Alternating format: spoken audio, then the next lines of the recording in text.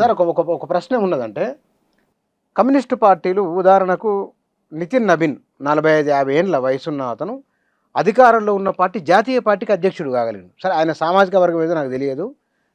Communist party 70 ఏళ్ళు 80 ఏళ్ళు ఉన్నవారిని ఎందుకు ముఖ్యమంత్రులుగా పెట్టడం? ఎందుకు 40 ఏళ్ళు 45 ఏళ్ళు తయారు చేయొచ్చు కదా, వాళ్ళకి కొత్త వారికి అవకాశం ఇవ్వచ్చు కదా.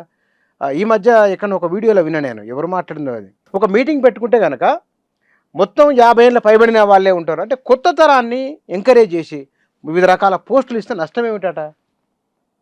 ఇప్పుడు కమ్యూనిస్ట్ పార్టీలు వాళ్ళు చేసుకున్న నిర్మాణ సమీక్షలు వాటన్నిటిలో ఈ విషయాలు అవి ఉంటున్నాయి. ఒకటి నెంబర్ 1.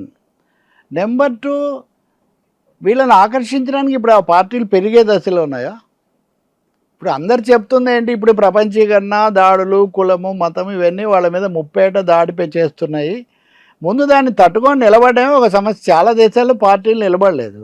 ఇండియాలోనే ఇప్పుడు ఉదాహరణ కేరళలో ప్రభుత్వం పోయాక 50 ఏళ్ల తర్వాత మొదటిసారి ప్రభుత్వం లేదు కమ్యూనిస్టులు కానీ అందరూ అన్నారు. దాన్ని మళ్ళీ మనం డిస్కస్ చేద్దాం. కానీ ఈ 50 ఏళ్ళు 91లో సోవియట్ యూనియన్ పోయిన తర్వాత కూడా ప్రభుత్వాలు ఉన్న ఒకే ఒక దేశం భారతదేశం ఒక్కటే. సో ఈ ఎదురీతలో ఉన్న సమస్యలు అర్థం చేసుకోకుండా చెప్తున్నా. రెండో వైపు చెప్తున్నా, మీరు చెప్పింది సమీక్షల్లో ఉంది అని నేను ముందే చెప్పేశాను కదా. నెంబర్ 1, సార్ సీతారాం యేచూరి కానీ, ప్రకాష్ కరాత్ కానీ, బివి రాఘవులు కానీ, లేకపోతే మాలాంటి వాళ్ళు కానీ, వీళ్ళందరూ ఈ సిద్ధాంతం వైపు వచ్చి బాధ్యతలు నిర్వహించి ఇవన్నీ చేసినప్పుడు వాళ్ళంతా యువతేనండి. ఏదో అందరూ ఒకటే విధంగా వీళ్ళందరూ యువతగా సవాల్ చేశారు. లేకపోతే గాంధీ గారిని వీళ్ళందరినీ సవాల్ చేయకపోతే ఈ కొత్త నాయకులు ఎలా వచ్చారు సార్? కాంగ్రెస్ పార్టీ